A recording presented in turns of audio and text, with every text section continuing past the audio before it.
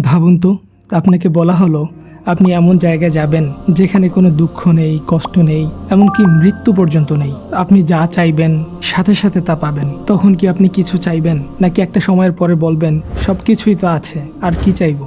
একদিন এক ভাই আমাকে বলেছিলেন, জান্নাতে যদি সবকিছু পাওয়া যায় তাহলে চাওয়ার মানে কি? সব পাওয়া গেলে তো আর আকাঙ্ক্ষা থাকবে না, একটা সময়ের পর সবকিছু অর্থহীন মনে হবে। তিনি বললেন, সব পাথর যদি হীরে হয়ে যায় তাহলে কি আর হীরার মূল্য থাকবে?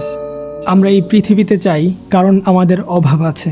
আমরা সুস্থ থাকতে চাই কারণ অসুস্থ হওয়ার ভয় আছে। আমরা বাঁচতে চাই কারণ মরতে হবে। আমরা ভালোবাসা চাই কারণ হারিয়ে যাবে। অর্থাৎ আমাদের সব চাওয়ার পেছনে কারণ আছে, অভাব আর হারানোর ভয়। কিন্তু জান্নাতে যদি কোনো অভাব না থাকে, হারানোর ভয় না থাকে, তাহলে মানুষ কেন চাইবে? এই প্রশ্নের উত্তর যদি বুঝতে পারেন তাহলে জান্নাতকে নতুনভাবে চিনবেন। আমি শিওর আপনাদের অনেকেরই জান্নাত সম্পর্কে এরকম খটকা অবশ্যই আছে। তাহলে দেরি কেন? চলুন এর উত্তর খোঁজার চেষ্টা করি। প্রথমত, আমাদেরকে দুনিয়ার এবং জান্নাতের মধ্যে চাওয়ার পার্থক্য বুঝতে হবে। দুনিয়াতে আমরা চাই কারণ আমাদের নেই, আমরা চাই কারণ শেষ হয়ে যাবে, আমরা চাই কারণ হারিয়ে যাবে। এটাকে বলা হয় ঘাটতির চাওয়া। কিন্তু জান্নাতে, কোরআনে জান্নাতীদের ব্যাপারে বলা হয়েছে তাদের অন্তর থেকে সব হিংসা দূর করে দেওয়া হবে। আরও বলা হয়েছে তাদের কোনো ভয় থাকবে না, তারা দুঃখিতও হবে না। অর্থাৎ জান্নাতের চাওয়া ভয়ের কারণে হবে না, সেটা হবে আনন্দের কারণে। ফেয়ার ড্রিভেন না, বরং জয় ড্রিভেন। যেমন একজন ধনী শিল্পীকে ছবি আঁকতেই হবে এমন কোনো বাধ্যবাধকতা নেই, কারণ তার টাকা পয়সা বাড়ি গাড়ি সবকিছুই আছে। তারপরেও সে কেন আঁকে? কারণ সৃষ্টির আনন্দ। এটা জয় ড্রিভেন মোটিভেশন। জান্নাতেও মানুষ ঠিক এভাবেই চাইবে, সৃষ্টিশীল আনন্দে, বাধ্য হয়ে না। অনেক সায়েন্টিস্ট তাদের সারা জীবন কাটিয়ে দেয় এমন বিষয় গবেষণা করে যেই বিষয়ের সাথে তাদের বাস্তব জীবনের কোনো মিল নেই। যেমন মহাকাশ বা সাব এটমিক কণার গবেষণা। তারা এটা করেন জানার আনন্দে, কিউরিয়াসিটি থেকে। এটা ফেয়ার বা নেসেসিটি ড্রিভেন না, বরং জয় অফ ডিসকভারি।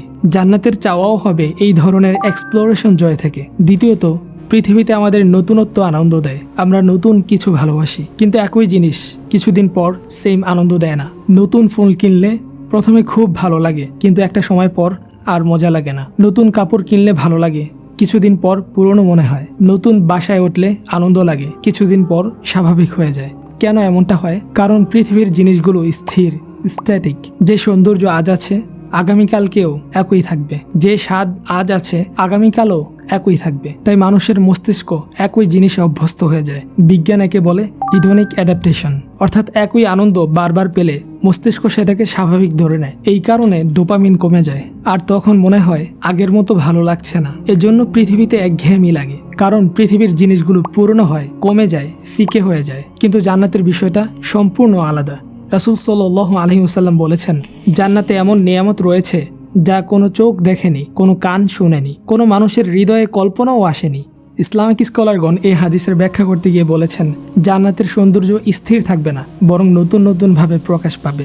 ভাবুন, একজন স্বামী তার স্ত্রীর দিকে তাকিয়ে কিছুক্ষণ কথা বলল, তারপর সে অন্যদিকে তাকালো। এরপর যখন আবার তার স্ত্রীর দিকে তাকাবে, তাদের উভয়ের সৌন্দর্য আগের চাইতে বহুগুণ বৃদ্ধি পাবে। সৌন্দর্য থেমে থাকবে না। আপনি জান্নাতের একটি ফল খেলেন, প্রথম কামড়ে অসাধারণ স্বাদ পেলেন, দ্বিতীয় কামড়ে আরও ভালো লাগলো, তৃতীয় কামড়ে আরও বেশি আনন্দ। স্বাদ কমবে না, বরং বাড়বে। এই কারণে জান্নাতে একঘেয়েমি আসবে না, কারণ জান্নাতের নিয়ামতগুলো স্ট্যাটিক নয়, বরং ডায়নামিক।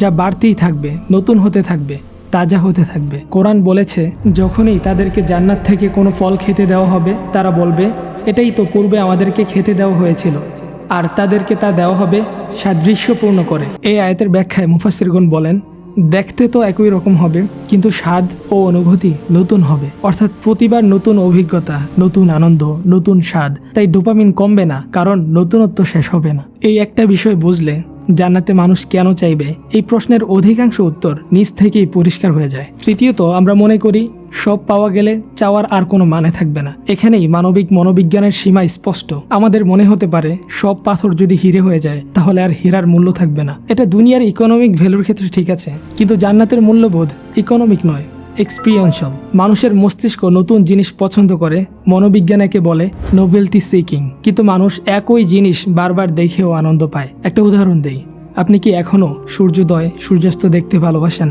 অথচ সূর্য তো প্রতিদিনই ওঠে, শ্রী অসীম, কখনো শেষ হয় না। তবু আমরা সূর্যোদয় সূর্যাস্ত উপভোগ করি, সমুদ্র দেখি, আকাশ দেখি, চাঁদ তারা দেখি, এগুলোর ছবি তুলি, কখনো বিরক্ত হই না। ঠিক যেমন আমরা প্রতিদিন একই সূর্যোদয় সূর্যাস্ত, একই আকাশ বা একই চাঁদ তারা দেখে আনন্দ অনুভব করি, তেমনি জান্নাতের আনন্দও এমন। এখানে কোনো অভাব নেই, কোনো সীমাবদ্ধতা নেই, শুধু সৌন্দর্য আর হৃদয়ের গভীরতা থেকে জন্মানো চিরন্তন আনন্দ।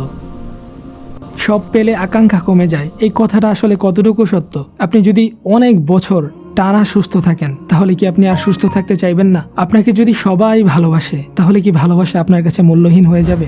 কিংবা আপনি যদি অনেক জ্ঞান অর্জন করেন, তাহলে কি আপনার জ্ঞান পিপাসা কমে যাবে? অর্থাৎ সবকিছুতেই আকাঙ্ক্ষা অভাবের কারণে জন্মায় না, কিছু কিছু চাওয়া আসে উৎকৃষ্টতা, আনন্দ বা সৌন্দর্য উপলব্ধির কারণে।